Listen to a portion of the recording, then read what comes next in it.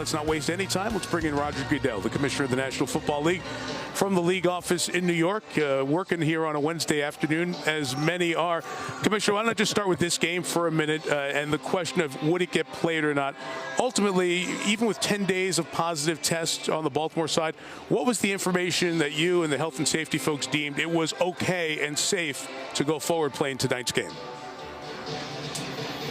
Well, Mike, first of all, our protocols are established with the health and safety of our players and all personnel, coaches included, in mind, and that's our first priority. And we developed these protocols with our Players Association, and we believe that they've been very effective in identifying, isolating, and controlling and containing the virus. In the Baltimore case, we were concerned with the containment. That was, we saw a number of positives over the last 10 days. Our health and safety people and our medical experts, led by Dr. Sills, did a wonderful job of tracing the virus and making sure that we understood where it was generated from, how it was spreading. And I think, by having the delays of a couple of days, that gave us the confidence that we understood where the virus was coming from, how it was continuing to spread, and that we were in the last stage of that and comfortable that the game could be played safely tonight.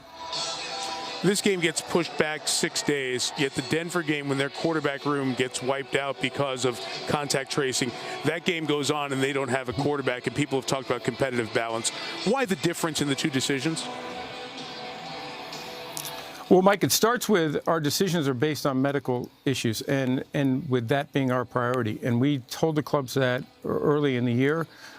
They all understand that absent a medical issue, we're going to play the games, and that we gave each club additional flexibility with respect to their roster size and flexibility of moving people off of the reserve list and back onto the active roster.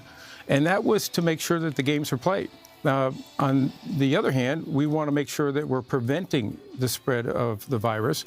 And that's why when we see high-risk close contact like we had in Denver, regardless of the position group, we're going to make sure that those players aren't in a position where they can infect others, whether they're on their own team or whether they're on the opposing team. So that's been done several times throughout the season.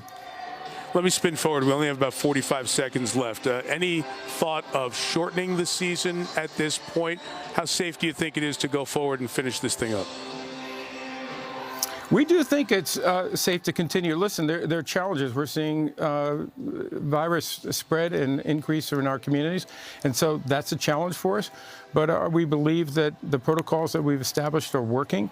We're going to continue to evaluate and see what improvements we can continue to make, as we did just last week, and we'll do that. And obviously, our objective is to finish 256 games safely. And 15 seconds, bubbles for the regular season seem tough to pull off. Have you started thinking about bubbles for the postseason?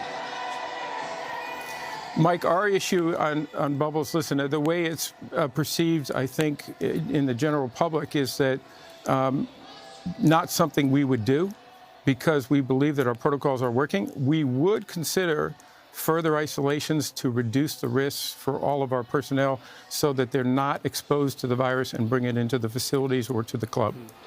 Another time is brief. Commissioner, thanks for joining us on a Wednesday. Enjoy the rest of the game. It's a great game, Mike. Thanks. Hi, I'm Mike Tirico, and thanks for watching. Make sure to hit subscribe for the latest news and highlights from NBC Sports.